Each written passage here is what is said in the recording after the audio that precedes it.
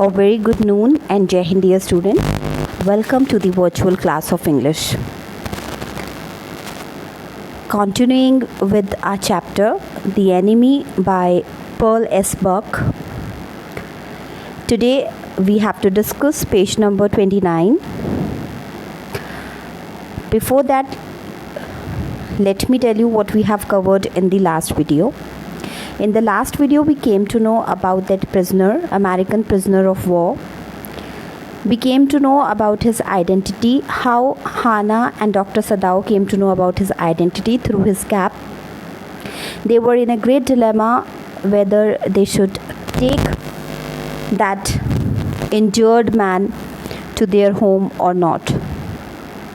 In fact, at a point of time, they also thought of throwing him back into the sea because they were highly confused. They could not make it out which duty they should fulfill at that moment. In the last, being a doctor, they both could not throw him back into the sea. And Hannah, after reading the emotions of her husband, finally suggested Dr. Sadao to take the American prisoner of war home. After her suggestion, Dr. Sadao was little bit concerned about the servants in the house. He was worried that might be possible that the servant would inform the army, Japanese army regarding that, and then they have to face the consequences later on. So till here we have covered, but the servant Sadao inquired till here. Today we have to start from this new page, that is, we must simply tell them from here. Okay, now let me read. We must simply tell them that we intend to give him to the police, as indeed we must, Sadao. We must think of the children and your position. It would endanger all of us if we did not give this man over as a prisoner of war. Certainly, Sadao agreed. I would not think of doing anything else. Hannah said that they would tell them, whom? The servants, that they. Who's that they here? They means both. Dr. Sadao will be recovered, then definitely we have to hand over him to the police. That was the suggestion from Hannah. She added that they must consider their children's future and Sadao's position. If they did not hand over a prisoner of war to the police, they would be in danger. They means the whole family. Sadao replied that certainly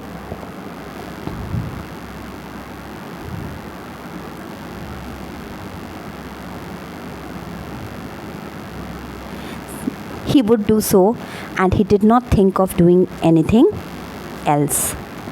So is it clear to everybody? Now let's read ahead. Thus agreed together, they lifted the man.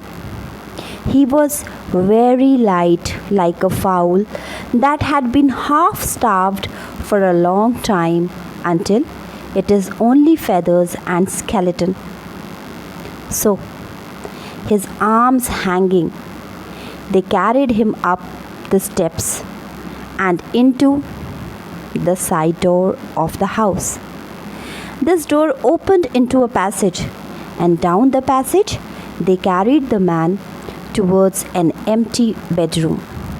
Fowl means, students, cock hen. Okay, that is known as fowl. Now see what's happening here. Sadao and Hannah,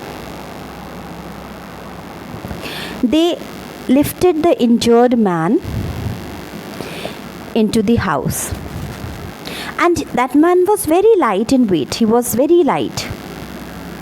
Here the writer compares his weight to that of a hen that has not been fed for a long time, that has not been eaten anything for a long time, and its body loses flesh and reduces into mere feathers and skeleton.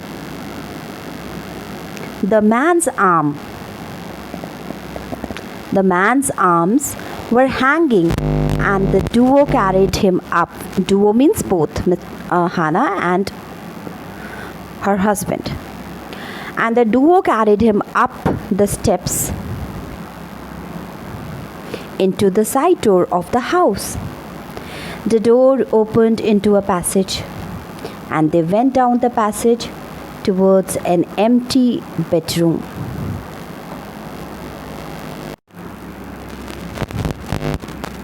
Now, let me read further.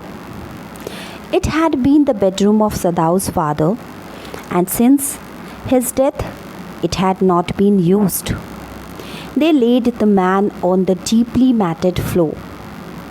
Everything here had been Japanese to please the old man, who would never in his own home sit on a chair or sleep in a foreign bed. So here we are talking about Dr. Sadao's father. Hannah went to the wall cupboards and slid back a door and took out a soft quilt. She hesitated. The quilt was covered with flowered silk, and the lining was pure white silk. Now see, dear students, what's happening here. The bedroom belonged to whom? To Sadao's father, and had not been used after his death. Okay? The injured man was laid on the thick mat on the floor, because further the writer describes the room. How was that room?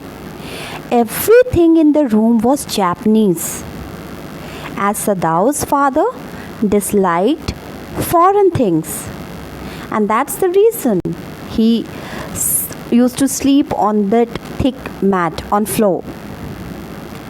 Hannah went to the cupboard in the wall and took a soft quilt. She resisted putting it on the injured man. She doesn't want to put that quilt. I hope you all understand. It's rajai, which we say kambal, quilt, a thick rajai. The quilt was made of silk, had a flowery print on it, and the lining was made of pure white silk. He is so dirty, she murmured in distress. Distress means sadness, okay? Yes, he had better be washed, Sadao agreed. If you will fetch hot water, I will wash him. So Hannah, she was sad and spoke slowly that the man was very dirty. Sadao said that the man had to be washed. Sadao asked Hannah to get hot water so that he could wash the man. I cannot bear for you to touch him, she said. We shall have to tell the servants he is here. I will tell Yumi now. She can leave the children for a few minutes and she can wash him. Now see, it shows Hannah's dislike towards that American.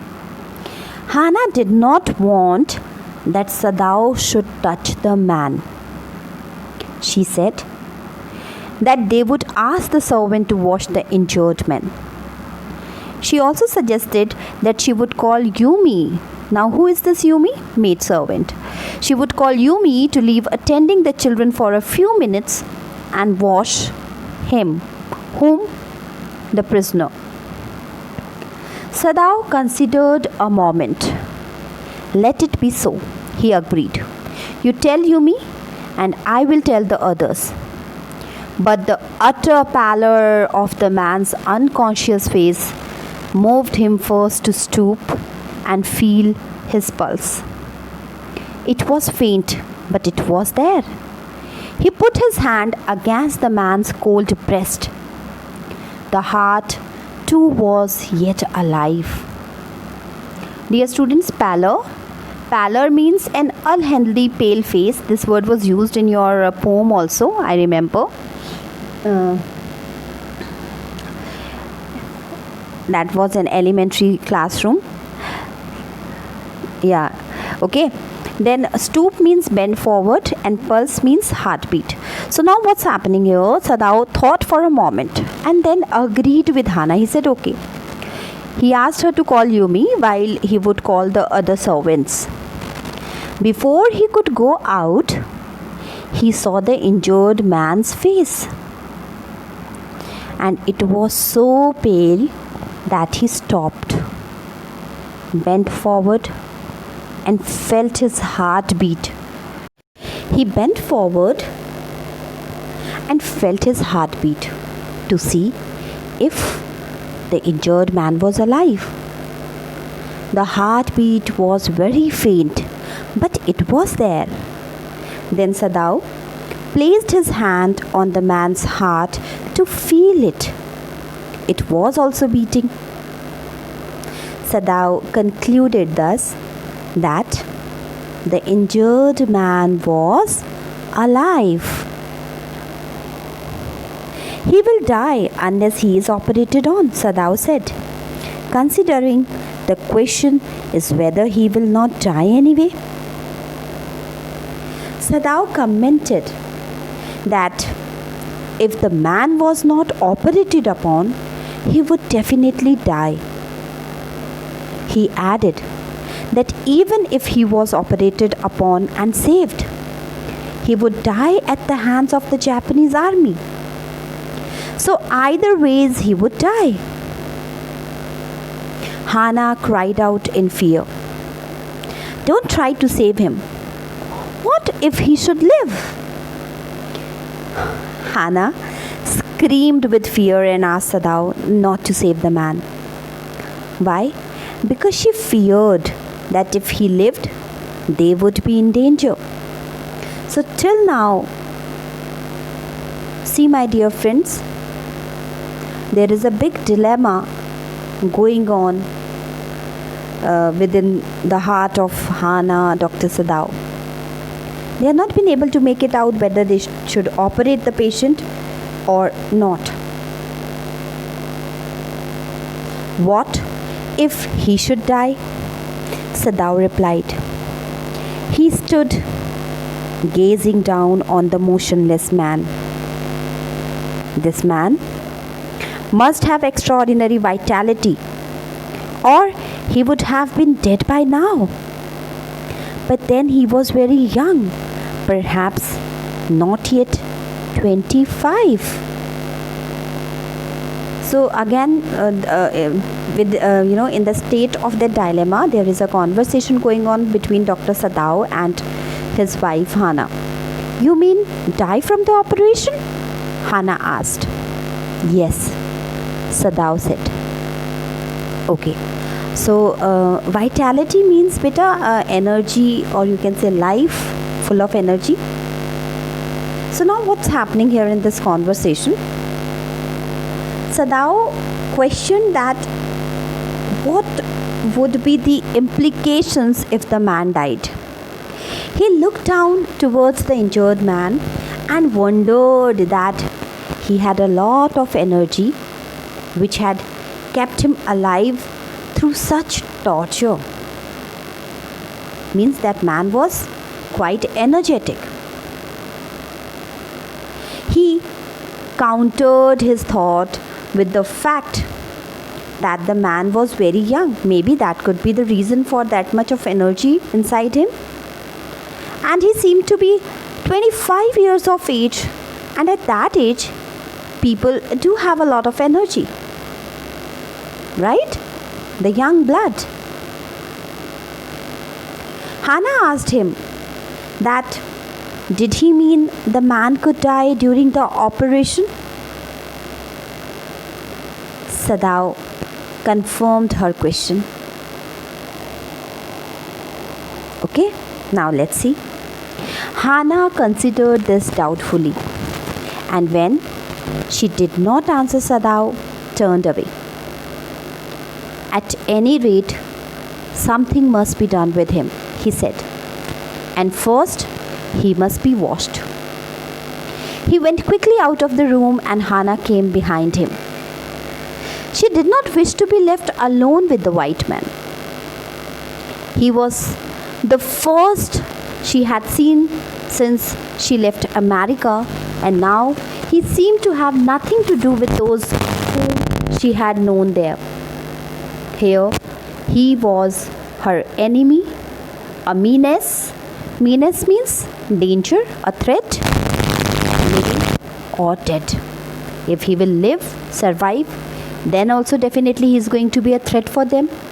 And if he will die, definitely he will be a menace for them. Okay. So Hannah, she was pondering. Pondering means thinking. So she was pondering over this possibility and she was taking time to reply. And during that, Sadao left. He said that something had to be done with the injured man, irrespective of the result. The first thing was to wash him. As he walked out of the room, Hannah followed him. Why? Because she did not want to remain in the room alone with the white-skinned man.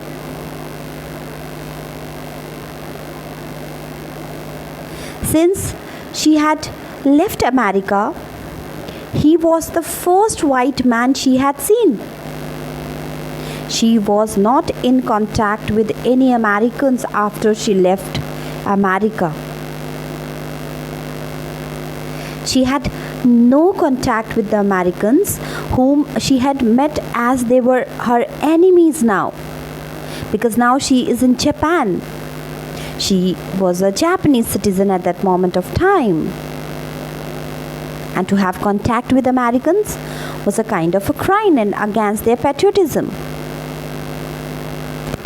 This injured man was also an enemy and was a threat to them. She turned to the nursery and called, "Yumi!" But the children heard her voice and she had to go in for a moment and smile at them and play with the baby boy, now nearly 3 months old.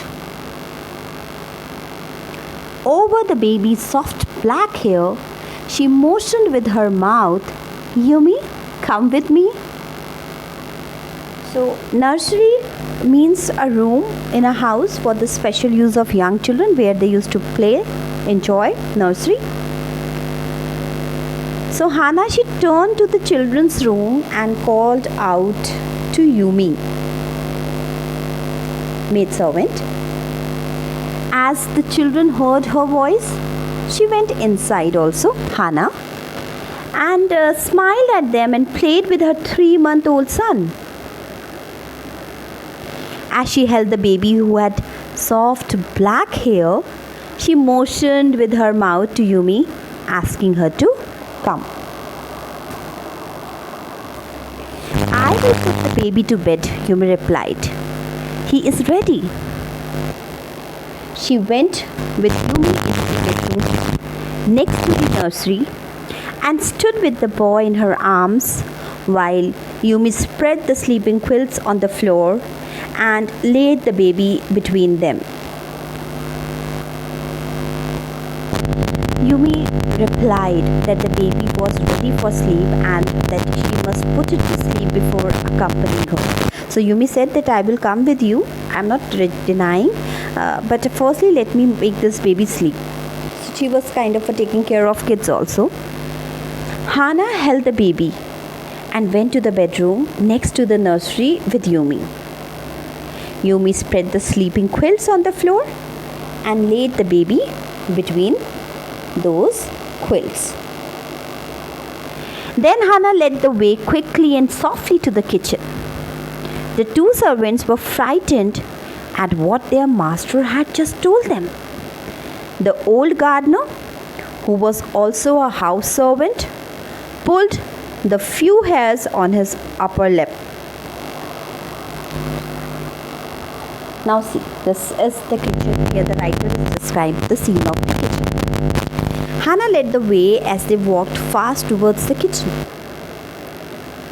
The two servants in the kitchen were scared after hearing their master's word. Regarding whom? Regarding the injured man. And who were those two people? Those two servants? Yes, one is the old gardener, who also worked as a servant, was pondering over the news and pulling the hair from his upper lip. The master ought not to heal the wound of this white man, he said bluntly to Hannah. The white man ought to die. First, he was shot. Then the sea caught him and wounded him with her rocks. If the master heals what the gun did and what the sea did, they will take revenge on us. How silly, but okay. Bluntly means in a very straightforward manner. That is known as bluntly.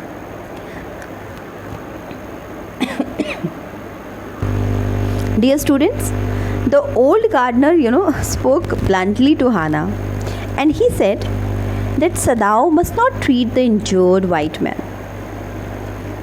He reasoned, and what reasons he has given? He reasoned that the man was destined to die.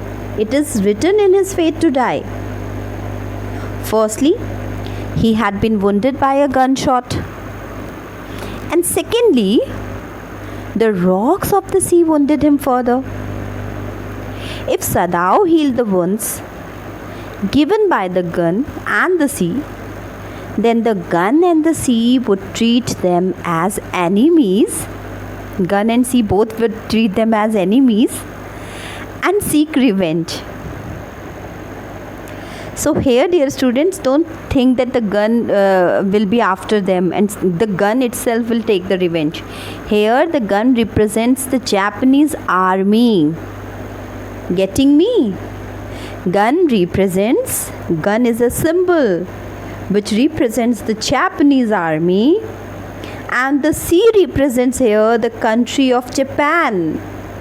So these two are the symbols which are used by the writer. Okay? Don't think that the gun and sea will come to now Dr. Sadao and Hannah's house to take revenge. How it can be possible? Right? So gun means Japanese army and sea represents the country of Japan. If they treated the enemy, they would be punished by Japan, either by the Japanese army or by Japan as a country. So in both the cases, they are going to be punished. Now see, I will tell him what you say, Hannah replied courteously.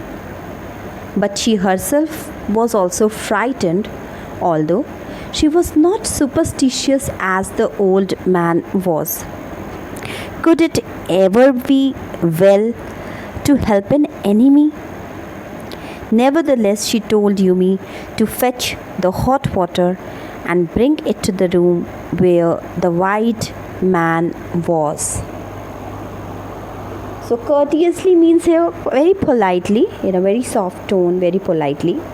And superstition, I hope you all must be knowing the meaning. It's irrational beliefs, which is next to believe on, next to impossible, which are unlikely to happen. Okay?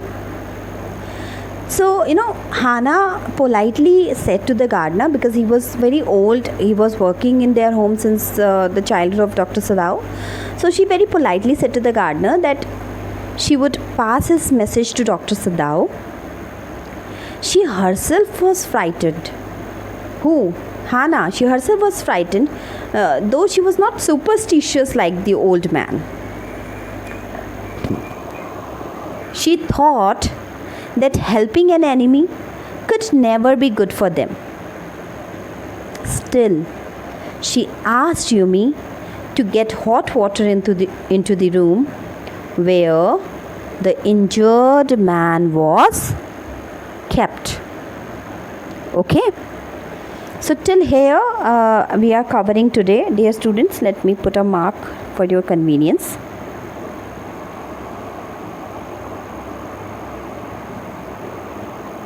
Yes, till here we have covered. We have to start from here in our next video.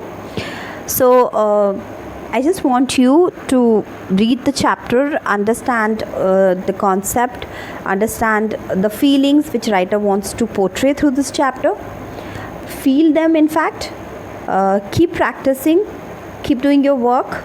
Stay safe, stay healthy, stay happy. Take care.